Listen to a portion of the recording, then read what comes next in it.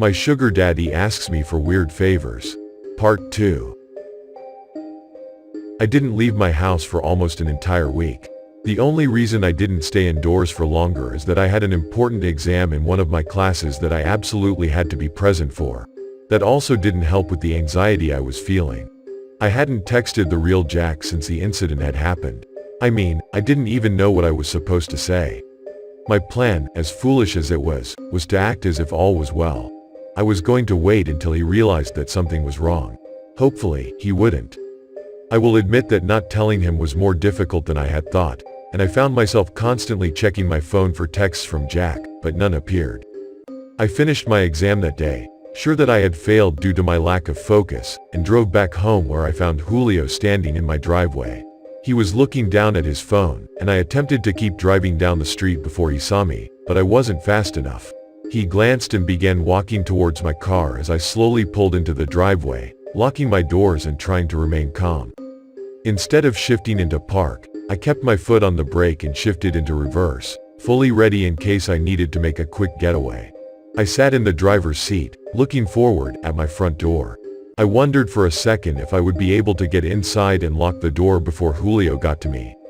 Suddenly, he leaned down and knocked on the window, making me jump. I turned to look at him and said nothing.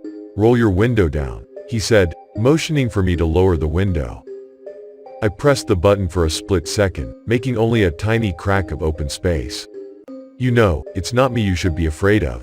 I looked at him and glanced at my rearview mirrors, trying to see if any of my neighbors were outside, but they weren't and I was alone with no witnesses. "You screwed it up," he said, leaning against my car. "I told you to watch out, and you didn't. You managed to screw up the rules in one night. They always miss at least one." "They?" I looked up at him but said nothing because I honestly had no clue what to say. "Get out of the car, we're going inside." He tapped his hand on the roof of my car and walked towards my front door. I thought about driving away, but I wasn't sure where I would go, and a part of me wanted to hear him out. So, I found myself parking the car, turning off the engine, and letting Julio into my house. He took a seat on my couch and glanced around my living room. "This is fancy for a college student. You buy this with Jack's money?" he asked. I rolled my eyes as I stood in front of him. "Why did you want to come in?" "All right, touchy subject," he said, shrugging. "I need to talk to you about Jack." "Which Jack? The one I've been talking to or the one who appeared in the house?" "What?" he snapped, leaning over and resting his elbows on his knees. What do you mean, the one who appeared in the house?" "Jack isn't back yet. I came here to tell you that you forgot to lock the door after your little house-sitting gig, which Jack won't be pleased about. He's very particular about his stuff. He's gotten rid of girls for much pettier shit than this." I said nothing and stared at Julio while he stared back, waiting for me to explain myself. His use of the words, "gotten rid of," made me nervous and I wondered what he meant by that. Surely he wouldn't kill me over a mistake, right? "Was there someone else in the house?" he asked after a few seconds of silence. "Jack was in the house that morning before I left." "How do you suppose that happened?" "Because Jack hasn't come back from his trip yet." I shrugged, not really knowing what to say. Julio stood up, sighing in annoyance. "Fine. You know what? I originally came over here to ask you for a share of the cash you got for your poor house-sitting job, but it seems to me that you probably fucked up more than I originally thought, so I'm just going to stay out of whatever this is. Good luck." He walked over and opened my front door, waving to me as he left, leaving me standing in my empty house. I ran to the door and locked it as soon as he was gone, and started to freak out once again. I thought about what I was going to do if Jack came back from his trip and found out that I had messed up. What if Julio was right and someone had broken into the house and robbed him? Maybe I just thought I saw Jack, but maybe it was just some other stranger who looked like him. My mind was going a mile a minute as I tried to figure out what to do. I paced around my house for a few hours before I finally decided that I was going to drive back to Jack's house and make sure that no one had broken in. If they had, I would simply make an anonymous police report or something. Besides, the only way he would ever know that it was my fault would be if Julio snitched on me, which it didn't seem like he was planning on doing anymore. I made the drive over in silence, trying to control my breathing so that I didn't have a meltdown on the highway. I finally pulled into the driveway and turned the engine off, but I couldn't work up the courage to get out of the car. I sat there for a few minutes, staring at the giant house, trying to force myself to unbuckle my seatbelt, open the door, and get out of the car. The house, which once looked impressive, now made me feel anxious and out of place. I couldn't stop myself from imagining all sorts of horrible scenarios that I could stumble upon once I opened the door. I thought about how many possible hiding places there were in a house that large. I don't know how long I sat there before I finally decided to get out of the car and walk towards the front door. I hesitated for a few seconds before taking a deep breath and pushing the door open. Only it didn't open, because it was locked. I assumed that Julio had probably locked it and looked for the key on my keychain. I unlocked the door and stepped into the living room, taking a look around. Everything looked normal enough. There were no signs of breaking and entering or anything like that, and I was glad that Julio had come over and realized my mistake before someone else had. I closed the door behind me, this time double-checking that I locked it, and began to make my way further into the house. I went into the library first, which looked the same as it had when I left it. Next, I made my way through the living room, glancing around to see if anything was out of place, but nothing was. I was starting to feel better now that I had confirmed that no one had broken in and ruined the place. That feeling was short-lived, however, when I walked into the kitchen. It was a complete mess. Both the fridge and the freezer were wide open, all the containers of food emptied out. There were empty boxes of frozen foods tossed inside the freezer and on the kitchen floor. There were a few trays of meat that were laying out on the table and the counters, and some of the red juice from the meats had been spilled inside the fridge and now dripped down onto the floor. I walked back out of the kitchen, careful not to step on the mess that littered the floor, and made my way down the hallway. I spotted the door at the end of the hall, and this time it was closed. As I continued to walk down the hall, I couldn't help but notice how eerily quiet it was in the house. I couldn't even hear the sound of the heater running. I poked my head into the study, but that was also empty, although I did see that the landline had been used recently, and whoever used it didn't put it back. The handheld part was hanging off the side of the desk, and I stepped in, grabbing the phone and holding it up to my ear, but there was only silence. I put it back and followed the cord with my eyes. It was connected to the wall, but it seemed like there was no power in the house, which explained the refrigerator and the thermostat. I walked out of the study and headed down the hall again, but I froze in my tracks when I noticed that the door at the end of the hall was open now. Someone was in the house. I reached into my back pocket and grabbed my phone, checking to see if maybe I had missed a text from Jack, but I had no signal inside the house. I held my phone in my hand anyway, hoping I'd pick up enough signal to call for help, and began to back away from the door, listening carefully for any footsteps or noises that would let me know where the intruder was. As I spun around, I found myself face to face with Jack, or whoever it was that I was looking at. I knew he was the same man I had seen that morning, but no, I had no idea who he really was. "Sorry," I said, startled. "Which one are you?" he asked, squinting at me. He was dressed in a stained gray t-shirt and old pajama bottoms that looked like they had been purchased 30 years ago. "What?" I asked. "You're the new one, right? The one from the other day? You're the one who forgot to turn the television on." "Yeah, I'm so sorry. I thought I was being careful, I didn't mean to." I stopped talking as he started laughing. "Sorry?" he asked, grinning. "I should be thanking you." "Who are you?" I asked him. I stared at his face, and he looked exactly like Jack, but I couldn't figure out why he was here when he said he was still on his trip. "I'm Jack," he replied as if he were stating the obvious. But Jack said he wouldn't be back for a few days. His expression changed and he narrowed his eyes at me. "Did he tell you when he would be back? The exact date?" I shook my head, confused, and thinking about how I was going to get past this man and get out of this damn house. "But you can ask him, right?" I don't know, he hasn't contacted me in a few days." "Damn it, I was hoping it wouldn't be that bad. Can you explain to me what the hell is going on?" I asked him. "You shouldn't have come back here." Something felt off to me, and chills shook my entire body. Part of me regretted not going with my original plan of acting like everything was okay. I didn't want to stay in the house any longer, and there was really nothing that I could do anyway. Besides, I was getting a bad feeling from this guy claiming to be Jack. I slowly stepped past him, glancing back behind me as I continued to walk into the living room and towards the front door. I found myself walking faster and faster until I was basically running and throwing myself at the front door. I couldn't help but shake the feeling that something bad was going to happen if I stayed in this house any longer. I unlocked the door, but just as I was about to open it, I heard the lock slide back into place, only it sounded a lot louder than usual. I jiggled the doorknob and realized that while the doorknob wasn't locked, something else was, and it was keeping me from opening the door. I began to freak out as I pulled on the door urgently, trying to get it to open, but something was keeping it shut. I glanced towards the hall as I heard another noise, but I quickly realized that it was the sound of air flowing through the vents. It seemed like the power was back, and somehow, some sort of security system had activated at the same time. I looked down at my phone, and not only did I have a signal now, but I also had 3 messages from Jack. "I'm back. What happened? I know you're in the house."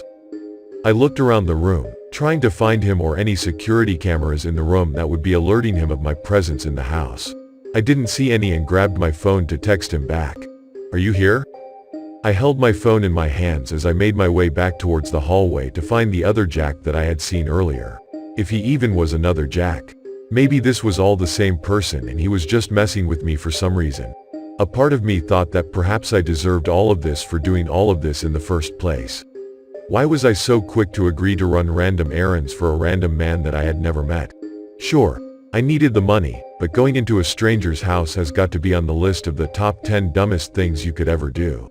Especially considering the fact that no one knew where I was, and I didn't have a weapon to defend myself if I needed to.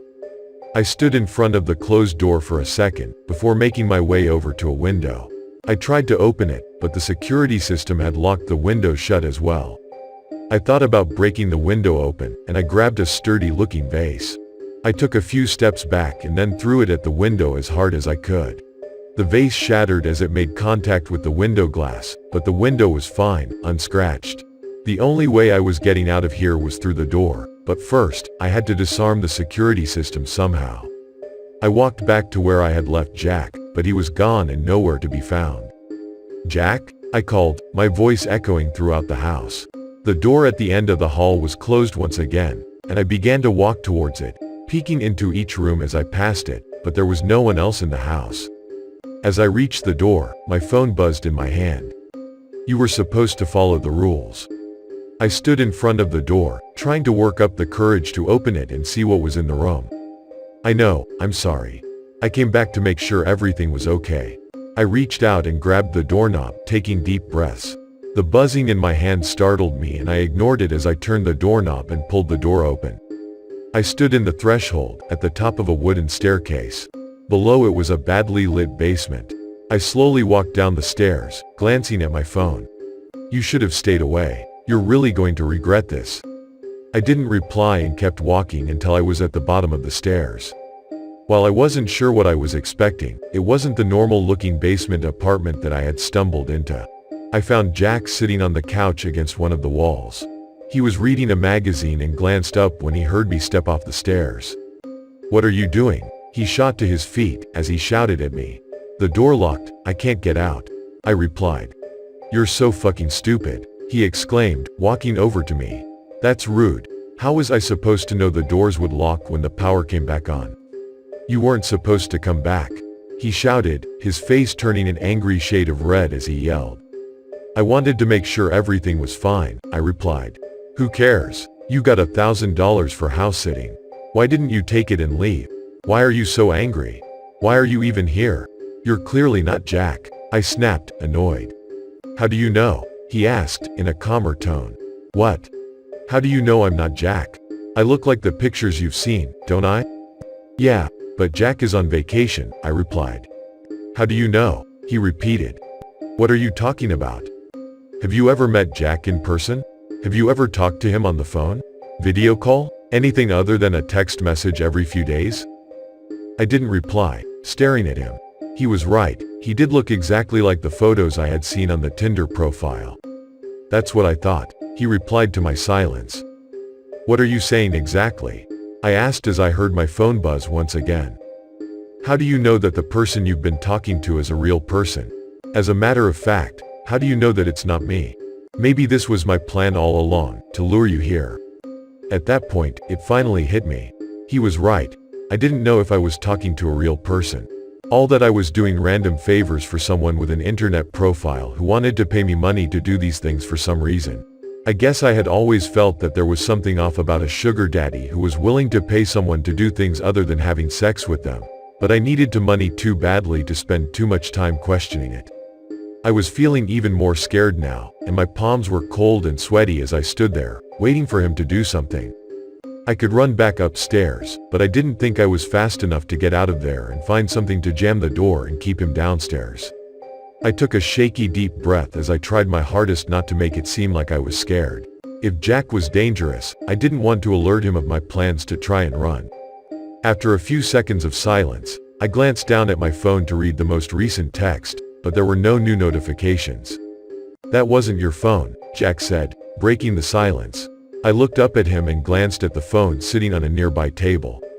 Suddenly, he jumped towards me and I attempted to jump out of the way, but I was too slow. I saw Jack grab my arms and my phone fell out of my hands, and then everything went black. When I came to, I was on the living room couch and Jack was standing above me, looking down. "What happened?" I asked.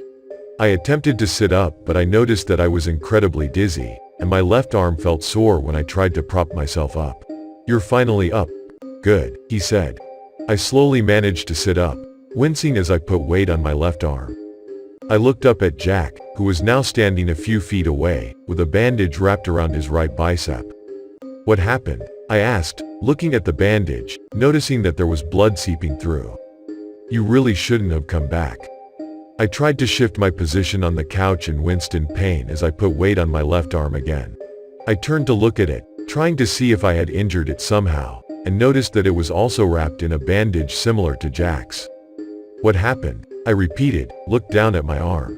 I slowly reached over and started to unwrap the bandage until it came off and I was left staring at crudely done stitches on the inside of my bicep. "What the fuck is this?" I snapped, looking at Jack. "Sorry, Ivy, but you really shouldn't have come back. Although, I'm kind of glad you did. I didn't really want to do this, but I need to get out of here." He began to back away from me, heading towards the front door. I watched as he easily opened it, and wondered how he disabled the lock and if he had been the one to activate it in the first place. He stepped out of the door and turned back to look at me. "Good luck, I helped you out a bit while you were out," he said, motioning towards my phone which he had set down on the couch next to me. I stood up and went after him. Surprisingly, he didn't try to run or back up and simply stood about a foot away from the front door, watching me. As I attempted to step outside, a stabbing pain erupted in my left arm, traveling throughout the rest of my body until I felt like I was being stabbed everywhere at once. I fell to the floor crying out in pain. Once I was back in the house, the pain went away and I laid on the floor shaking in the aftermath as I stared up at Jack. "What did you do to me?" I asked. "I had to get out. It's been 8 months. I'm sorry, you were just the first one to come back this time. I'm sure you're a good person, but I'm sorry, I can't be here." "You're just going to leave me here?" I shouted. "Julio will come by to give you food. And by the way, don't try to cut that thing out of your arm. This place is covered in cameras. If you do anything suspicious, Julio will see you, and he won't hesitate to stop you." I learned that the hard way. I didn't know what to say, and I stood there in shock as I watched Jack walk over to my car and get in it, starting the engine and disappearing down the street. I finally shut the front door and locked it, turning back to face the empty house. I glanced at my phone, which was still on the couch, and remembered what Jack said before he left. I walked over, trying not to move my arm too much as I picked it up and turned it on. My Tinder profile was open, only it had been changed and now my profile bio read, "Looking for a sugar baby. $700 weekly. No sex." On the table next to it, there was a list of house sitting rules, similar to the ones that I had found on the day that I had been here. At the bottom of the page there was a lime green sticky note that read, "Sorry, I hope you're able to get out soon. Don't worry, maybe you won't be here for long. They almost always forget one of the rules. Good luck, Jack."